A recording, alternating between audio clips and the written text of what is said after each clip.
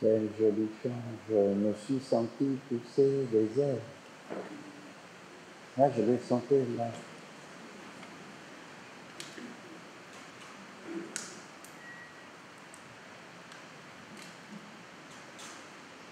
À cet être du papillon, c'est une merveille, une splendeur. Si nous pouvons être avec lui, alors nous serons dans le réenchantement du monde. Qu'est-ce que ce serait beau de réenchanter le monde, de tout amener vers la légèreté, la pureté, la lumière. Cet être est totalement immatériel. Il n'a pas réellement de corps, mais il a quand même un corps. Mais il a un corps où il ne vit plus sur la terre. Il vit dans un enchantement et une féerie. Il vit avec les mondes supérieurs.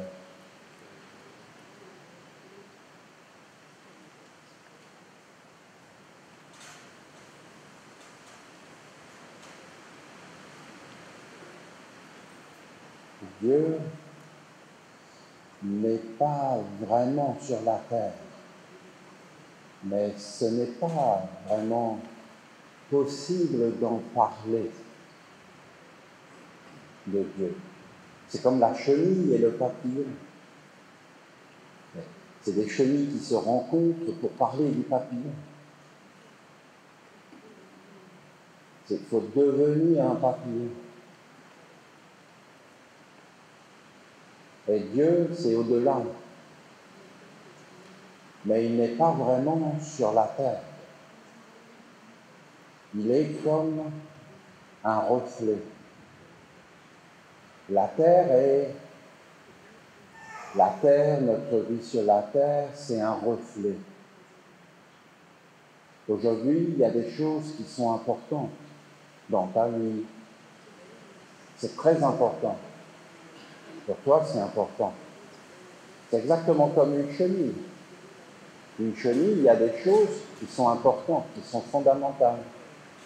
Et après, quand elle est un papillon, ces choses qui étaient fondamentales, qui étaient la préoccupation première, qui emplissaient tout autour et à l'intérieur, eh bien, ces choses ne sont plus du tout importantes.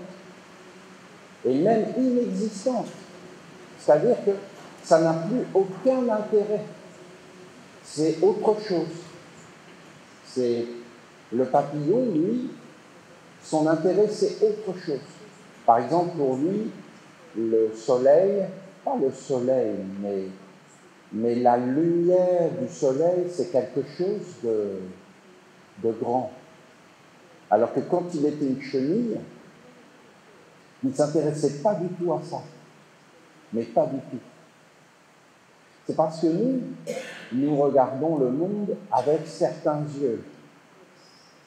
Mais en réalité, c'est très difficile à dire, puisque quand on parle de cette façon-là, le monde des humains,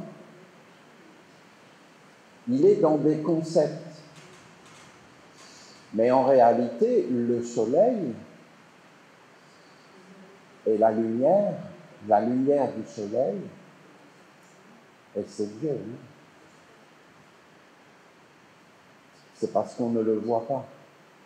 Et alors, si on regarde avec les yeux, et ce n'est pas vraiment des yeux du papillon, parce que lui,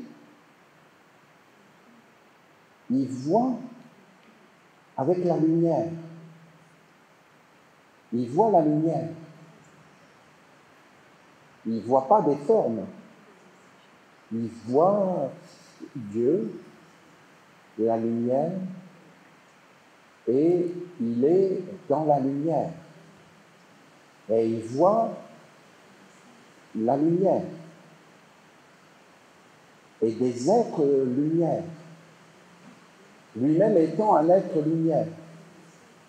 Et il voit des fleurs comme des êtres lumière.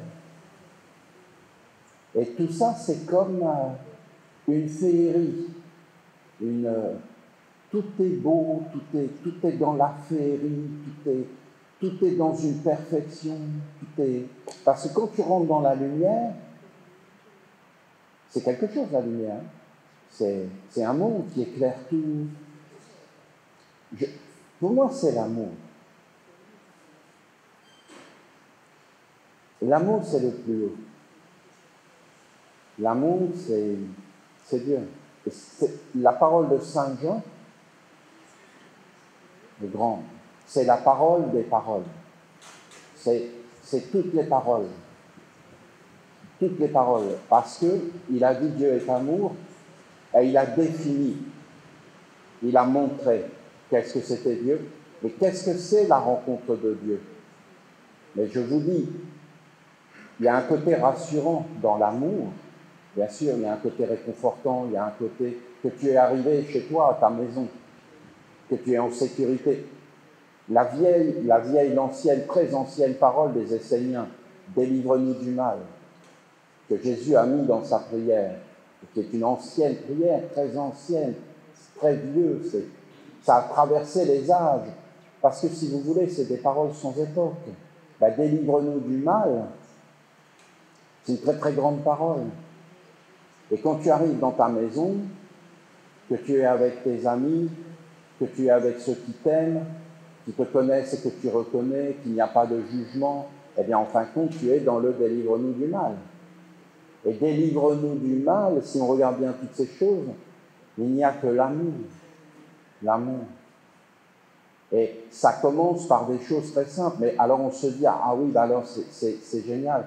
Mais en réalité, pour rencontrer l'amour, mais c'est tout un monde. En fin de compte, l'amour, c'est pas du tout facile. Et c'est le plus compliqué. C'est ce que je pense. D'ailleurs, vous avez qu'à regarder un papillon, c'est quand même toute une histoire, cette histoire de papillon. Parce qu'effectivement, les papillons sont peut-être les êtres qui, sur la Terre, rencontrent l'amour. Et le papillon, si on pouvait le définir et qu'on écoutait à l'intérieur de nous, qu'est-ce qu'il nous dit? Il ne nous dirait pas « délivre-nous du mal ». Il est cela. Il l'est. Comme l'eau est de l'eau, l'air est de l'air, et le soleil est Dieu, en réalité, mais on ne le voit pas. Et sa lumière est remplie d'amour, et il y a de l'amour partout. Et la quintessence de la vie, c'est cela. Eh bien, le papillon, il est cet être qui délivre du mal. Et quand tu vois un papillon, en fin de compte, il est « délivre-nous du mal ». Délivre-nous du mal. Mais lui, pour arriver à être un papillon, il est entré dans la grande transformation. Et en fin de compte, quelque part, il parle à l'homme parce qu'il a rencontré l'être véritable. Et il a des ailes. Je ne sais pas si ça parle à votre cœur, ce n'est pas facile de toucher ces points. Mais en réalité, quand vous regardez tout ça, essayez d'imaginer que tu as des ailes et que tu peux voler et que tu peux être comme dans un ravissement. Et en fin de compte, on verrait que c'est comme un cauchemar. Et quand nos anciens disaient qu'il y avait le oui et le non, tout ce qui nous a été enseigné par Dieu, en réalité, par les mondes supérieurs, par l'évidence, par la grandeur, par ce qui est, de dire oui, de dire non, ce n'est pas des choses comme ça, philosophiques. Parce que le problème, c'est qu'il y a comme un mauvais esprit, il faut quand même le regarder. Il y a comme un mauvais esprit qui veut toujours tout conduire vers le pouvoir, vers le fait d'avoir raison, vers le fait d'être supérieur aux autres. Alors que tout ça n'existe plus quand tu es dans ta maison, justement. Tu es détendu. Tu ne veux pas être supérieur à quoi que ce soit. Parce qu'en fin de compte, il n'y a que Dieu qui existe et rien d'autre. Tout le reste n'est que des peurs, des illusions, des affirmations et des guerres. Et des êtres qui sont dans une sorte d'avidité. Voilà ce que nous montre le papillon. C'est que si tu n'as pas les ailes, comment tu fais? Et si tu n'as pas tout ce monde de transformation, comment tu fais? Donc il y a quand même quelque chose qui est très dur, je trouve. Parce qu'en réalité, ça nous montre que les ténèbres existent. Et le papillon, c'est assez violent en réalité. Et les hommes pourraient dire, oui, mais pourquoi moi, pourquoi tout ça? Pourquoi? Regarde le papillon. Si tu restes une chenille, bien sûr, effectivement. Est-ce que c'est facile? Ben non, voyons, il faut rentrer dans une transformation. Il y a Boris qui m'expliquait que quand la chenille rentre dans le cocon, vous avez toutes les cellules de la chenille qui essaient de tuer les cellules du papillon. De dire que c'est un enchantement, vous comprenez, c'est un enchantement quand le passage est fait, mais en réalité, il y a comme un phénomène de conflit, parce que la chenille ne veut pas. Elle a peur. Et en fin de compte, à un moment donné, ça y est, elle est libérée. Et en fin de compte, elle vit.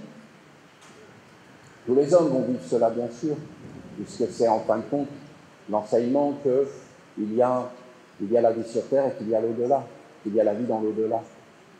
Et qu'effectivement, dans la vie dans l'au-delà, en règle générale, les hommes ils sont libérés. Tous les hommes. Après, vous avez des enseignements supérieurs, ils sont libérés un temps, ils peuvent souffler, plus ou moins. Mais après, il faut qu'ils reviennent dans des corps et qu'ils recommencent. Et recommencent. Donc c'est comme un éveil. Il faut arriver comme dans un éveil. Et il faut être dans une grande détente. Et il faut être dans une étude. Et il faut être dans ce cercle des influences. Et il faut entrer dans une conscience éveillée de ces cercles d'influence. Parce que l'homme, lui, par sa conscience, c'est lui qui fait le processus et qui ne le fait pas. Et l'homme, en fin de compte, il doit vivre le jour comme une respiration, il peut le sentir. Hein. C'est pour ça que les sages ont enseigné des exercices de respiration. Bien sûr. Parce que tu sentais l'air qui entrait dans le corps, et puis après, tu sentais l'air qui sortait du corps. Donc tu entrais dans le corps, et après tu sortais du corps. Donc tu le faisais, et tu vois bien qu'à un moment donné, bien, ça calme. Et que tu te poses. La respiration est très importante dans la vie. C'est comme un mystère, comme quelque chose qui entre, quelque chose qui sort, et tu le vois tout le temps. Parce que le matin, c'est comme si tu entrais dans le corps, et le soir, c'est comme si tu en sortais.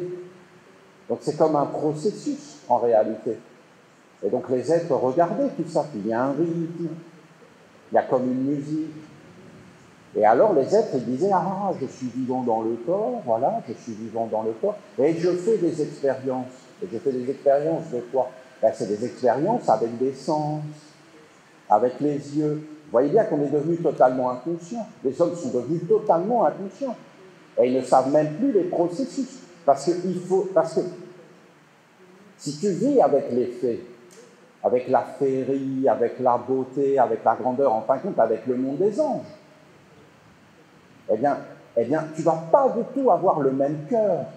C'est le même cœur physiquement, mais tu ne vas pas respirer de la même façon, tu ne vas pas regarder les choses de la même façon, tu ne vas pas entendre de la même façon, parce que tu n'as pas les mêmes organes, ce n'est pas les mêmes longueurs d'onde.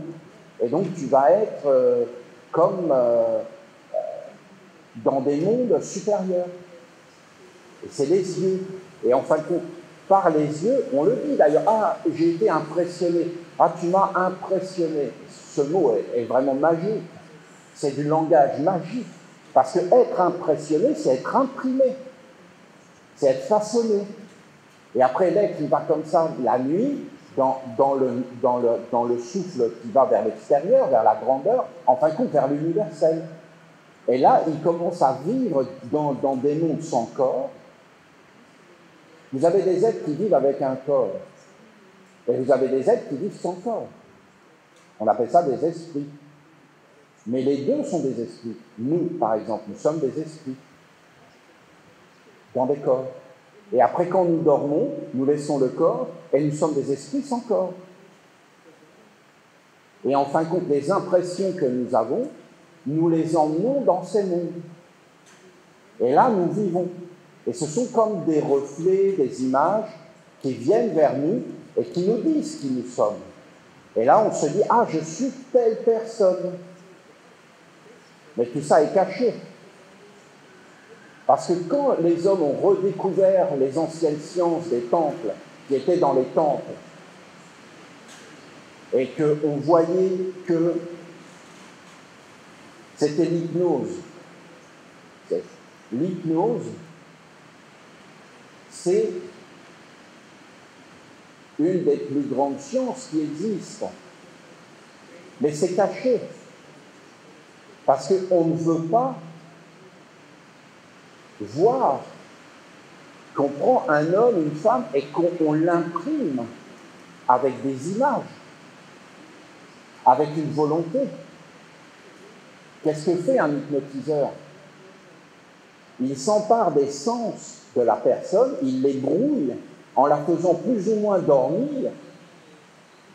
Et là, il lui dit, ben voilà, tu es cela, tu es cela. Et la personne le croit. Et elle le devient. Je ne sais pas si vous vous rendez compte de ce que ça veut dire. Alors, qu'est-ce qui est vrai? Qu'est-ce qui est faux? Ce sont des croyances. C'est la foi. Et en fin de compte, les êtres croient. Ils sont dans des expériences de croire.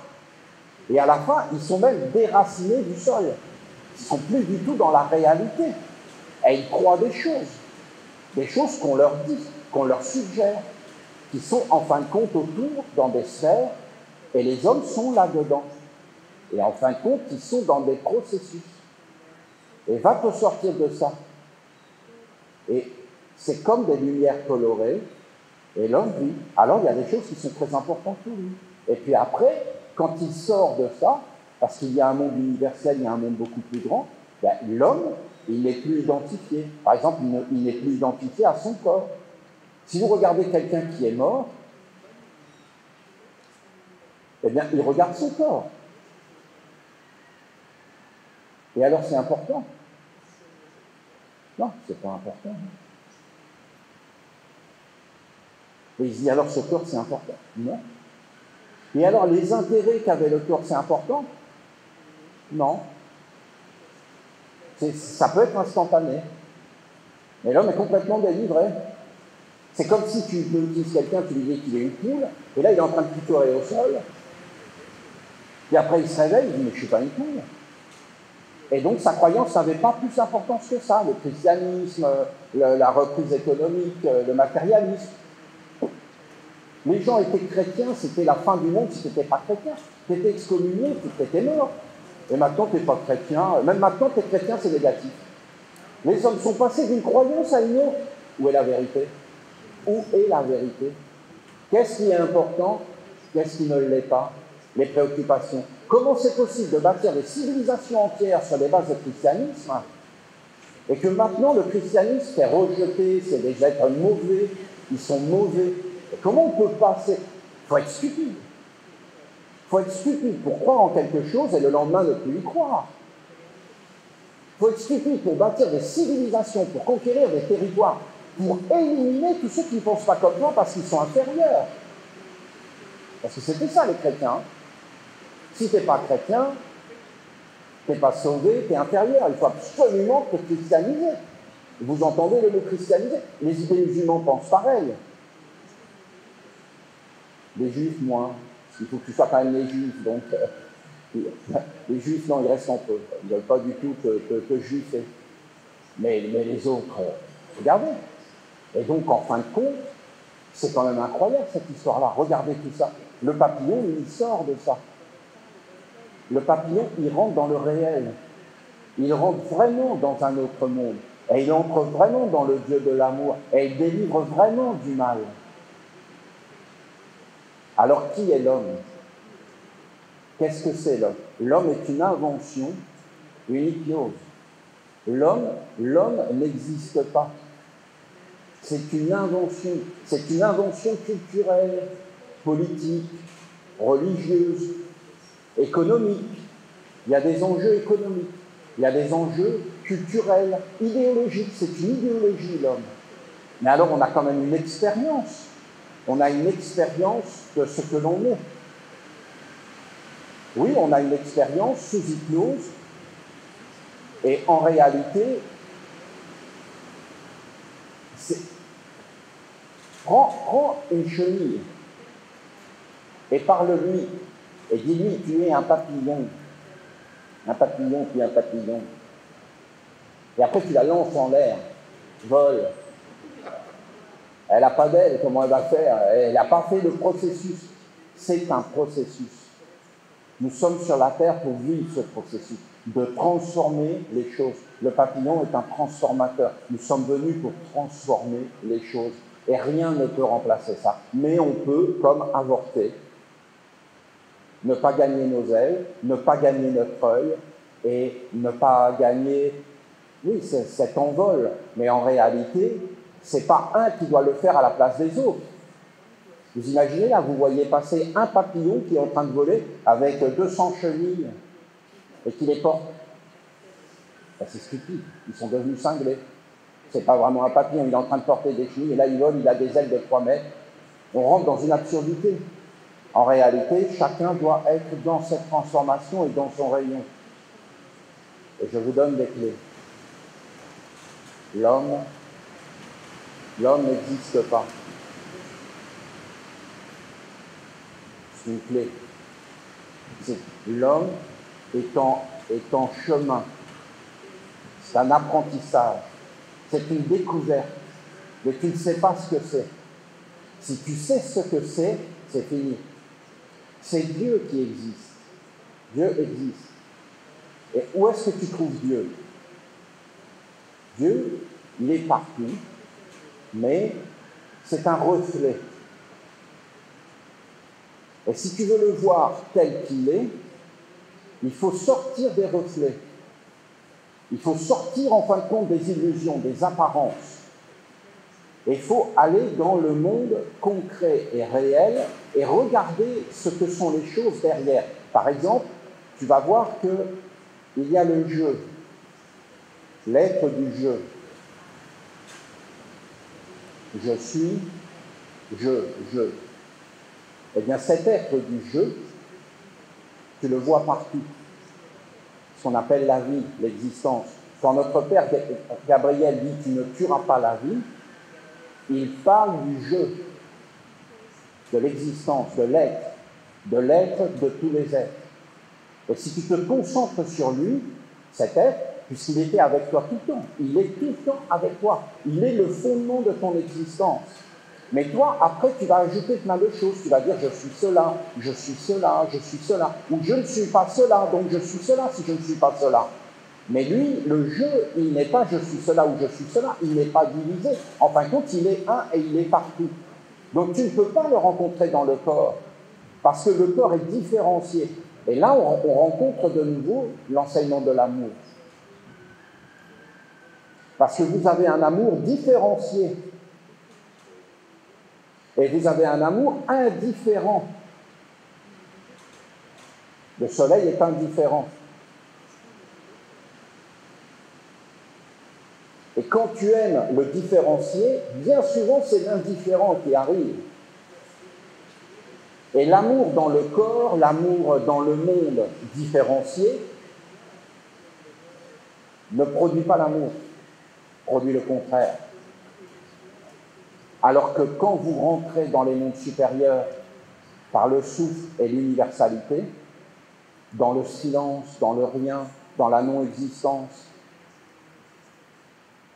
et dans le jeu qui n'est pas différencié, ce n'est pas mon jeu à moi. Ton jeu et mon jeu, ton être et mon être sont le même. L'arbre, la pierre, l'air, l'eau, la terre sont un seul être supérieur et grand. On est déjà dans un processus de devenir un papillon, de s'élever, de se détendre. Parce que tu vas entrer à un moment donné, parce que si tu rencontres Dieu, bien sûr, tu vas rencontrer l'amour. Voilà. Dieu vient vers les hommes comme un ange. La meilleure explication qu'on peut donner d'un ange, c'est le soleil. Quand tu vois le soleil, avec tout son processus du matin, tu vois en réalité un ange. Tu vois un ange qui apparaît. C'est tout petit, délicat. Ça vient tout doucement, il y a comme une lueur dans l'air. la nuit s'en va. Et à un moment donné, il y a un point lumineux qui apparaît, la lumière apparaît, il y a des couleurs. Et quand le soleil apparaît comme cela, mais là c'est à l'extérieur de toi, et si tu rencontres un ange, en réalité c'est une lumière, un être de lumière, c'est une lumière vivante, il peut avoir une forme, et il t'entoure, et tu es à l'intérieur. Et là tu entends des choses, et tu comprends. Il faut savoir aussi que Dieu, quand on va vers Dieu, d'abord il y a cet amour de cet ange, et aussi il y a le savoir. Dieu est un être de savoir. Quand tu rentres vraiment avec Dieu, il y a le savoir. C'est très, très important. C'est vraiment important pour toi, hein. Et tu es là, et Dieu ne vient pas comme quelque chose simplement de réconfortant. Mais il t'éclaire. Et Dieu aime ça. Il aime vraiment le savoir. Il aime éclairer. Et quand tu es avec Dieu, tu es éclairé de l'intérieur et tu sais tout. Tu te concentres sur tout ce que tu veux et tu le sais parce que c'est l'amour. Et tu es dans le savoir. En fin de compte, le savoir est une expérience de Dieu. Mais il y a des degrés. Je vous dis que si tu vas vers Dieu, tu te détaches totalement de tout un tas de choses qui sont importantes pour toi maintenant, mais qui ne le sont plus après. Et tu rentres dans des savoirs et dans des compréhensions. Le problème après, c'est de revenir dans le corps et sur la terre, parce que Dieu, il veut que tu sois dans le corps et sur la terre, parce qu'il veut que tu fasses des choses. Pour moi, c'est le papillon qui dit tout ça. Parce que le papillon, il te montre réellement le travail de l'homme sur la terre. Il te montre la vie, la mort, qu'est-ce que tu dois faire entre les deux, la transformation, les choses, la digestion. Il est comme quelque chose qui fait tout apparaître, qui est comme l'aboutissement des mondes. Et Dieu, il te renvoie, tu as le savoir, mais plus tu t'approches des sphères denses, des sphères de la séparativité, des sphères qui vont engendrer la colère, le mécontentement, parce que c'est des sphères vivantes. Eh bien, plus tu t'approches de ces sphères, plus tu perds le savoir. C'est comme si tu sais, puis après tu ne sais plus. Et puis tu arrives là et tu ne sais plus. Et donc de nouveau tu es enchaîné. Parce que c'est le savoir qui libère. C'est le savoir qui donne des aides. Mais le savoir des mondes supérieurs. Par exemple, la compréhension que l'homme n'est pas. Je peux vous garantir que si on l'avait, cette compréhension que l'homme n'est pas, il y a beaucoup de problèmes qu'on a aujourd'hui qu'on n'aurait plus. Parce que l'homme dirait, ah d'accord, ben je vis dans un corps, mais je vis aussi dans le non-corps. Et je dois aller dans le non-corps. Et qu'est-ce qu'il ferait? Il vivrait dans le silence. Jamais, jamais il dirait « j'ai fait ça ». Parce que quand un homme fait une chose, c'est extrêmement dangereux. Parce que c'est faux. L'homme n'est pas isolé. Vous pouvez dire des mantras. Aucun homme n'est grand, c'est une certitude absolue. De dire qu'il y aurait des grands hommes, c'est vraiment d'amener les forces dans le côté malsain. Parce qu'en réalité, vous avez l'homme qui est là, vous prenez un homme, et vous regardez au-dessus de lui, dans son expiration, dans son envol, dans son universalité. Parce qu'aucun homme n'est isolé, ni dans le temps, ni dans l'espace. Ça voudrait dire que l'homme serait un corps. Mais l'homme n'est pas un corps, c'est quelque chose qui voyage. Et le corps voyage. Et vous avez des mondes qui portent le corps et qui animent le corps. Et ce sont des mondes qui voyagent. Et vous avez le sans-corps. Il ne faut pas regarder que le corps, il faut regarder le sans-corps. Si vous commencez à regarder le sans-corps, vous allez voir que la majeure partie des hommes que les hommes vénèrent sont des maladies. Des maladies. Ils vénèrent des maladies. C'est incroyable de se tromper à ce point-là. Et pour eux, c'est des grands hommes. Et derrière, c'est des maladies. Et quand vous regardez dans la respiration, ce n'est pas du tout des papillons. C'est des êtres qui ont amené comme des malheurs, des blocages. C'est pas du tout une science de l'envol. C'est des êtres qui ont enfermé parce qu'ils étaient... C'est pas méchant. Parce que quand tu vas vers Dieu, il n'y a rien de méchant. Parce que dans le savoir, il n'y a rien de méchant. Mais c'est comme... voilà, c'est des choses qu'il ne faut pas faire. Et je comprends les anges. Quand ils disaient, quand nous regardons l'homme, nous savons ce qu'il ne faut pas faire. Et c'est vrai, du point de vue des anges. Du point de vue des anges. C'est pour ça qu'il faut enlever les poids. C'est pour ça qu'il faut être léger. C'est pour ça qu'on a besoin de s'envoler. Il n'y a rien qui peut remplacer le fait d'aller vers des mondes supérieurs, d'être léger, comme vous avez fait, de chanter. Quand vous chantez, là, c'est beauté, ça emplit les mondes. Les hommes devraient chanter, devraient prier, devraient être dans l'amitié, devraient être dans le foyer, tout en sachant que sur la terre, c'est dangereux, parce que sur la terre, on n'est pas venu pour s'amuser, même si on peut s'amuser, mais sur la terre, on est venu pour travailler. C'est le sceau du travail, pour rétablir l'ordre, l'harmonie, pour prendre soin, pour cultiver des liens d'amour, de famille, de respect, et agir dans la maison de Dieu. On ne peut pas faire n'importe quoi, sinon on est mal élevé. On croit que la terre nous appartient, que c'est une poubelle, qu'on fait tout ce qu'on veut, alors que si tu rentres dans le respect, que la terre c'est la maison de Dieu, que c'est la mer, ben, tu ne peux pas faire n'importe quoi, parce que tu es bien éduqué, parce qu'en réalité tu vis le jour et tu vis la nuit, et après tu vis dans un monde beaucoup plus grand, et tu n'es pas enfermé dans un corps, parce que tu vas en sortir de ce corps en vérité. Et donc voilà, c'est comme des forces qui nous montrent. Alors il faut toujours s'éveiller sur qui agit à travers toi, et pas toi. Il faut toujours bien regarder qui vient. Il faut toujours remercier Dieu. Remercier Dieu et vivre avec Dieu. C'est un état d'être à l'intérieur. Il est la source de la vie. Le remerciement est très important.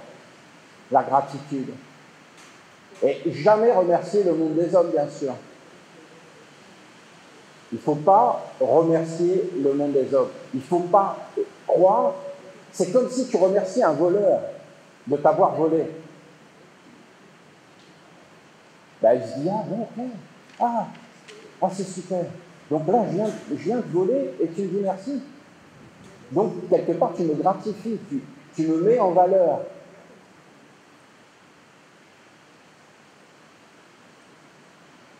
Ah, d'accord, très bien. Ben, je vais revenir alors. Je vais revenir et je trouve que tu es bien éduqué. Alors, si tu pouvais me donner tes enfants que je les éduque, hein, qu'ils apprennent à dire merci quand on les vole, eh bien, ce serait vraiment génial.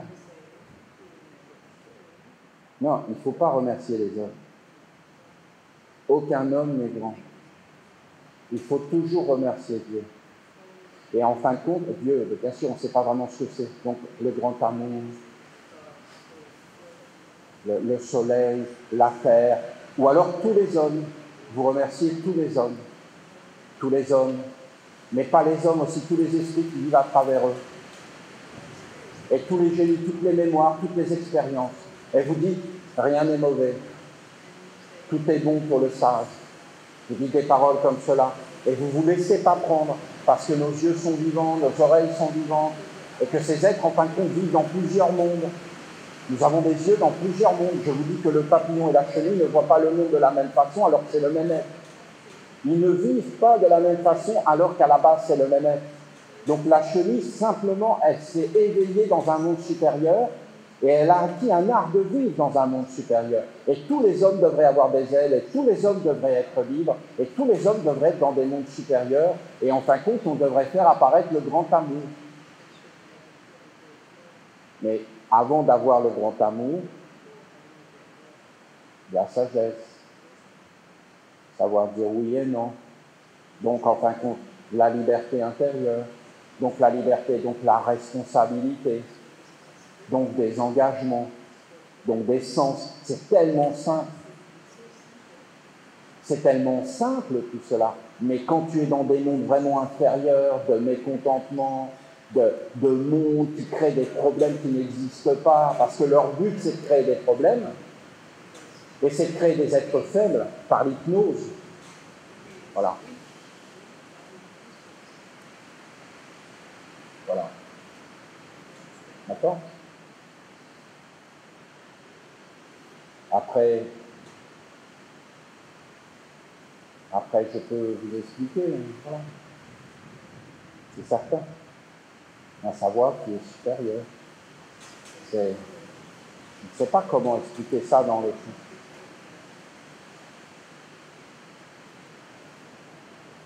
Gabriel le dit, j'ai adoré.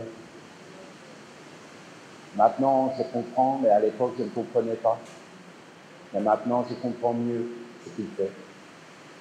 Pourquoi il a dit, voilà, Olivier, fais une statue. Fais une statue. Et mets un collier avec 12 perles. Et viens dans un temple. Et dis à tout le monde d'être dans le silence. Et il n'y a que toi qui pourras parler. Mais qu'est-ce que c'est que ça? Pourquoi? Dans le temple. Et voilà, tu viendras 3 fois par jour consacrer ces perles. Et je comprends que c'est le grand créateur. Le grand créateur. Il est le créateur, Dieu qui crée les mondes. Et l'homme est dedans. Je comprends. Comment on fait une chose comme ça? Je vous demande de m'écouter, de vous éveiller, de regarder les faits, parce que vous êtes dedans. Vous êtes dedans. Je ne sais pas comment vous expliquer. Nous sommes ensemble. Et nous l'avons fait ensemble. Et nous avons été dans les temples, et nous avons fait cette statue, et nous avons fait ce collier. Et à partir de ce moment-là, nous avons vécu avec cette statue et ce collier. Après, nous l'avons mis en grand, nous l'avons multiplié, nous en avons fait plusieurs. Mais en réalité, il parlait de l'homme et des forces de l'homme et d'un cercle, c'est-à-dire d'un environnement, d'un cocon, d'un placenta. Et nous sommes encore dedans, dans ce placenta. Et nous avons des images, des identifications, des forces qui viennent nous parler. Et Gabriel nous parle de la libération, d'un passage vers un autre monde. Vous n'avez qu'à regarder les arbres, vous n'avez qu'à regarder les fleurs, et elles vont tous vous montrer un passage comme un chemin vers un monde supérieur et vers une rencontre avec un monde supérieur. La fleur est très claire là-dessus, parce que la fleur, elle est une graine qui est rentrée dans les ténèbres et qui est sortie à travers un passage, une tige fermée, pour après s'épanouir en hauteur dans un sexe, en fin de compte, qui est tourné vers le haut, et c'est un sexe vers le soleil. Et ce sont les rayons du soleil et aussi les êtres ailés, c'est-à-dire tous les abeilles, les papillons, les oiseaux qui viennent et qui pollinisent et qui, en fin de compte, répandent le pollen qui est la vie, la poussière des feux, et qui enchante le monde dans la beauté, dans le parfum. Et si vous regardez toutes ces choses, alors vous avez ce chemin que l'homme aussi doit apparaître dans un monde supérieur, c'est ce que nous a fait Gabriel. Et quand après il a parlé de ces portes, je vous dis qu'on doit rentrer par les pieds et qu'avec nos pieds, on doit toucher la terre et qu'on doit s'éveiller tout le temps dans le réel et qu'on doit entrer dans la volonté de se purifier, de se laver et d'enlever de nous ce qui est sombre, ce qui est bloc, ce qui amène le conflit. On doit vraiment être comme dans une prise de conscience. Et après, on doit arriver à passer par le bélier, c'est-à-dire de voir que Dieu est. C'est juste ça. Tu vois qu'il n'y a que Dieu qui est. Il est partout. Le jeu qui peut habiller toutes les formes, toutes les couleurs. Tu ne dois pas conduire Dieu dans le monde de la mort. Parce que c'est Dieu qui t'anime. L'eau. Tu ne dois pas salir l'eau. Après, vous avez le taureau, qui est l'enseignement de l'amour. L'amour. Et là, c'est l'enseignement. Il n'y a pas de plus grand amour que l'amour des archanges. C'est les archanges, nos pères.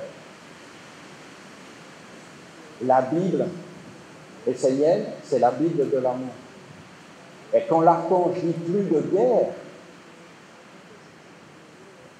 c'est une parole d'amour, c'est une invitation à vivre dans un monde supérieur. Quand il dit plus de contre-vertu, que ta pensée soit ton ange bienveillant, que ta pensée soit tellement vivante, éclairée, que plus rien ne peut t'atteindre parce que tu vois tout, tu es dans le savoir, tu es léger, tu respires, tu traverses tous les mondes. Sois une mère. C'est la clé de la réussite sur la vie, sur la terre, de tout ce que tu entreprends d'être une mère. Nos mamans, nos grands-mères sont nos modèles. Nous sommes élevés et éduqués par des femmes et par rien d'autre. Personne d'autre ne nous éduque. C'est nos mamans qui nous éduquent et nos grands-mères. Nos grands-mères. Nous ne voulons pas de leur éducation, nous ne voulons pas de ces choses-là. Nous voulons vivre avec nos mamans et nos grands-mères dans nos familles. Et les enfants ne sont pas pris. On ne nous prend pas les enfants. Nos enfants sont avec leur maman, éduqués par leur maman, par la transmission du savoir. C'est comme ça. Et sois une mère, ça veut dire que tu réussiras tout ce que tu entreprends dans la vie. C'est ça que ça veut dire. C'est une bénédiction. C'est pas de dire, tu as des obligations. Vous voyez l'idée derrière? Tu as des obligations. Tu dois. Mais non, c'est pas tu dois. C'est sois une mère. Parce que si tu es une mère, tu feras tout dans le prendre soin. Tu feras tout avec amour et tu seras prévoyant. Tu feras les choses bien. Et quand tu fais les choses bien, alors tout va bien. Mais si tu fais les choses mal, c'est-à-dire que ce n'est pas de les faire bien uniquement matériellement, c'est de les faire avec ton cœur, c'est de les faire avec ton âme. Ben, il faut tout un environnement. Sois une mère, c'est sois libre de peur. Vous vous rendez compte, la parole, sois libre de peur? Soyons clairs entre nous, qui va te libérer de la peur? Qui? Mais celui qui t'aime, voyons, il va te prendre dans ses bras, il va te dire, n'aie pas peur, je suis là. Non? Comment on fait pour te libérer de la peur? Il n'y a que l'amour qui te libère de la peur. Il n'y a qu'un être qui est là, posé, stable, et qui te dit, t'inquiète pas, je vais m'en occuper. Sois sans crainte. Vous les entendez, toutes ces paroles des archanges? Non, parce que c'est pas évident de les entendre, parce qu'au début, on se dit, c'est des paroles de... Mais quand vous regardez, quand vous les écoutez vraiment, c'est déconcertant. C'est des paroles très proches, c'est des paroles d'amour, c'est des paroles de tendresse, c'est des paroles qu'on dit très proches. C'est vraiment des paroles de cœur. C'est des paroles incroyables. C'est des paroles que tous les hommes devraient se dire. N'aie pas peur. N'aie pas peur, il ne va rien t'arriver. Ne soyons pas dans le conflit. Posons-nous sur le réel. La vie est beauté. Dieu est grand. C'est l'amour. C'est le plus dur. Je vous le dis.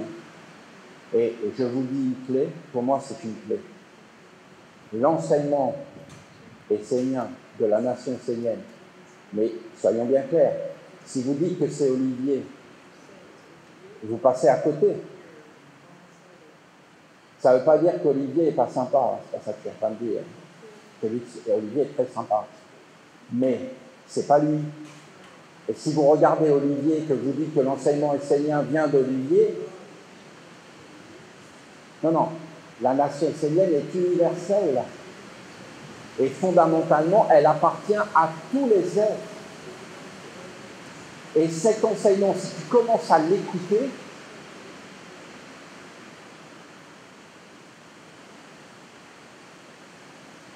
il emplit tout. Il est l'amour qui vient vers toi. Il n'y a pas de plus grand amour que la nation essénienne. La nation essénienne est la manifestation concrète de l'amour de Dieu. Vous entendez? D'accord? Vous voulez qu'on soit ensemble? Alors je vous dis, ce qu'il y a de pas bien dans la nation essénienne vient d'Olivier. Et ce qu'il y a de bien dans la nation sénienne vient de Dieu. Et alors vous, faites comme moi et regardez. Et vous, vous portez le nom des Séniens.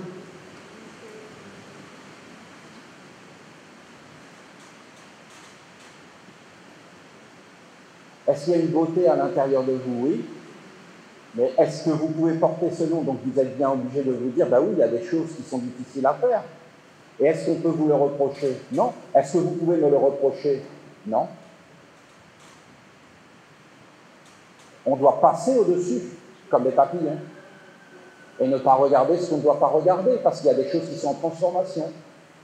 Vous comprenez? Ça n'enlève pas la beauté de tout ce qu'on a fait ensemble. Mais il y a toujours un mauvais esprit qui veut toujours critiquer et tout amener vers le bas. Mais quand tu es dans l'amour, il n'y a plus de critique, parce que tu aimes. Et que tu vois que tout est grand et beau. Mais c'est un autre monde. Et regardez, bien souvent, il faut être détaché pour voir ça. Il ne faut plus être concerné. Donc vous voyez bien que ce n'est pas facile de venir sur la terre. Parce que si tu n'es plus concerné, bah, tu ne fais plus rien. C'est tout un art. Donc là, vous entrez dans la vraie école, l'école de la sagesse et des Gémeaux, l'école des doubles. Et là, en réalité, vous apprenez à dire oui et non. Vous apprenez en fin de compte les mondes grands, le double, et vous apprenez le monde dans le corps et dans le non-corps. Et vous voyez qu'il y a un monde beaucoup plus grand au-dessus, qui est le monde de l'amour. Il faut parcourir tout le cercle du zodiaque pour revenir en fin de compte au dernier, à l'enseignement, à la loi qui est la loi de l'amour. Et là, tu vis avec l'amour, tu as des ailes de papillon. Et en fin de compte, plus rien ne peut te toucher parce que tu es dans l'amour. L'amour est le plus haut, le plus grand, la plus belle manifestation. Et quand nous regardons tout cela, et que nous pourrons l'étudier parce que ce que nous avons fait ensemble est un mystère, eh bien, nous comprendrons qu'en réalité, ce ne sont pas des humains qui ont fait ça, mais que nous étions comme en essayant d'aller vers un monde supérieur, et que ce monde supérieur nous parle, et nous a montré des choses d'une grandeur, et étape par étape, il nous a apporté, il y a eu la grande étape d'écrire la Bible. Vous regardez, hein. C'est pas rien. Hein. Il y avait une étape, il fallait écrire la Bible. Elle a été écrite. Qu'est-ce qu'on a fait quand elle a été écrite? On l'a posée sur un pupitre. Et qu'est-ce qu'on a fait? On a mis tout autour du pupitre une écriture. Et vous croyez que cette écriture est apparue comme ça? Non, non, elle est apparue étape par étape. Et ce n'est pas un homme qui a fait ça, ni une communauté. Ce sont les mondes supérieurs qui se sont servis d'outils et d'instruments pour faire apparaître une écriture qui est une écriture qui emplit tous les mondes. Et maintenant, notre travail, c'est d'entrer dans cette écriture, de la comprendre, d'entrer dedans et d'apprendre à réciter les psaumes. Et quand nous saurons réciter les psaumes, c'est comme un papillon qui vole. Parce que si tu vois un papillon voler, il enchante et il délivre du mal. Et quand un essayien monte sur cette forme, recyclage, observation de soi, passage des deux gardiens du oui et du non, entrer dans le cercle de la prière, de la dévotion, du respect des anges, ouverture de l'évangile, prononciation des psaumes, prononciation avec l'intelligence, le cœur, la volonté, l'éveil, l'émerveillement, la grandeur, de commencer à se faire un corps avec les paroles, c'est-à-dire dans ma vie quotidienne, quelque chose arrive vers moi pour me toucher, comment? Dans mes yeux, dans mes oreilles, donc dans tous les mondes pour m'impressionner.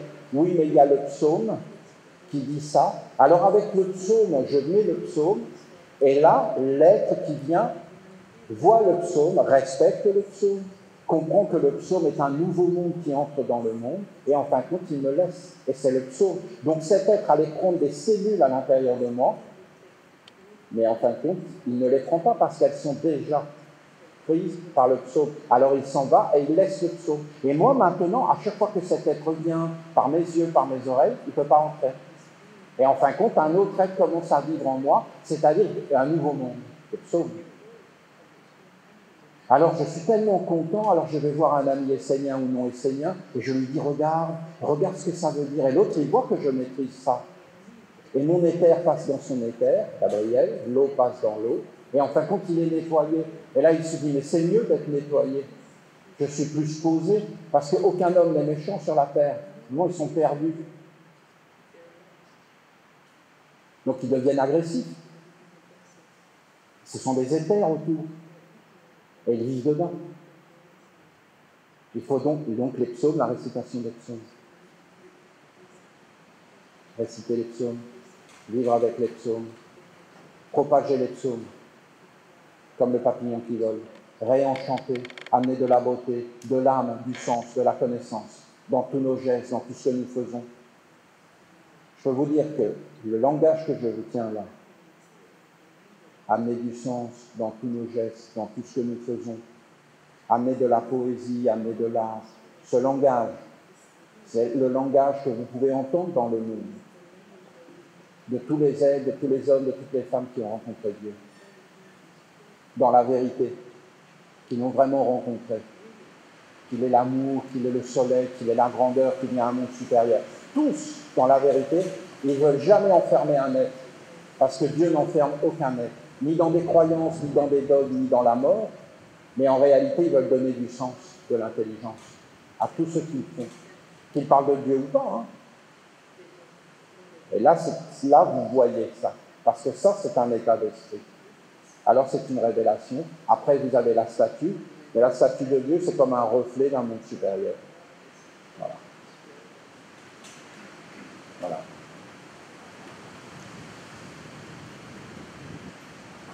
Je ne vous ai pas tout dit, voilà. Je ne sais pas comment faire. Je ne vous ai pas réellement tout dit du processus. Il faut aller chercher dans ce que je vous ai dit, les clés. Parce que c'est ce qu'ils font. Ceux qui enferment, c'est ce qu'ils font. Ils enferment. Et ils font croire par des paroles qu'ils récitent. C'est ma faute, c'est ma très grande faute.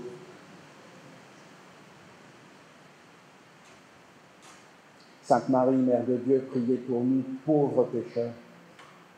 Tous les hommes sont pécheurs. Tous les hommes sont pécheurs, c'est ma faute, c'est ma très grande faute.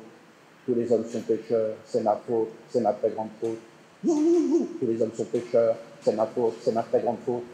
Tous les hommes sont pécheurs, c'est ma faute, c'est ma très grande faute. C'est pas du tout un papillon. C'est pas du tout un envol. Et c'est répandu. Et les hommes se mettent à y croire. Et après, ils mettent tout un tas d'images dans l'eau, de reprises économiques, de ça, c'est la faute de telle personne, c'est la faute de telle ethnie, c'est toujours la faute de l'autre. Et après, tout le monde y croit, il canalise la haine.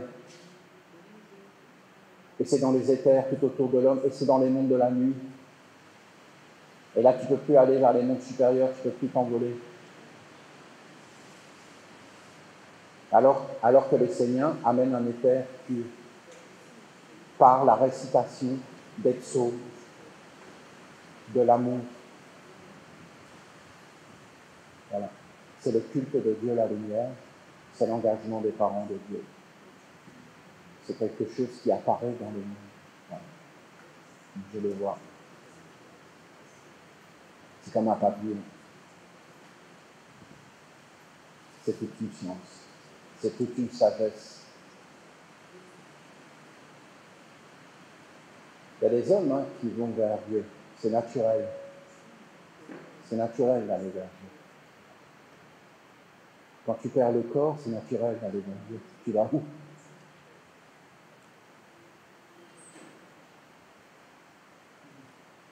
Mais là, c'est différent. C'est en fin de compte, c'est Dieu qui vient vers les hommes. Dieu, il ne vient pas vers les hommes pour aller vers un homme. Dieu, il vient vers tous les hommes, les animaux, les végétaux. des pierres.